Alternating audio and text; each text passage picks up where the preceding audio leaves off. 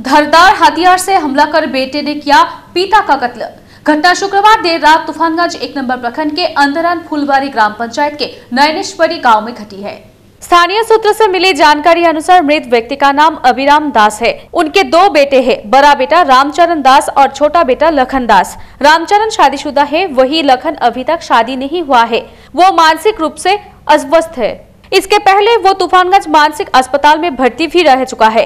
स्थानीय लोग परिवार का कहना है कि वो बीच बीच में पिता को मारने की धमकी देता था। वहीं शुक्रवार रात में रामचरण बाजार से जब घर लौटकर देखता है कि खून से लथपथ पिता का शरीर नीचे गिर पड़ा है। कुछ दूरी पर छोटा भाई लखन दास हाथ में कुल्हाड़ी लेकर बैठा हुआ है। इसके बाद ही उसके चिल्लाने पर पड़ोस के लोग मौके पर पहुंचते हैं। मौके पर तूफानगंज थाने की पुलिस भी पहुंचती है।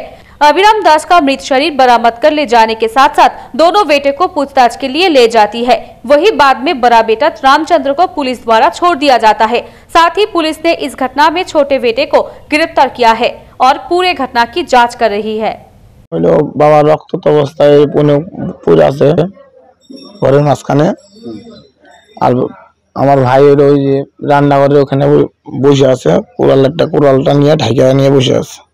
আমার সঙ্গে আরেকজন গেছিল ওই পাশের বাড়ির লোক, যাই দেখে আমি যাই দেখি এসে আবার আমাকে ধাওয়া করতেছে। আমি পরে আবার বাইরে আসছি, আবার এলাকার লোকজন গেছে। তারপরে ও হলো সবসময় নেশা করে থাকতো, নেশা করে থেকে এরকম করে খালি বলতো মাইরে ফেলাবো।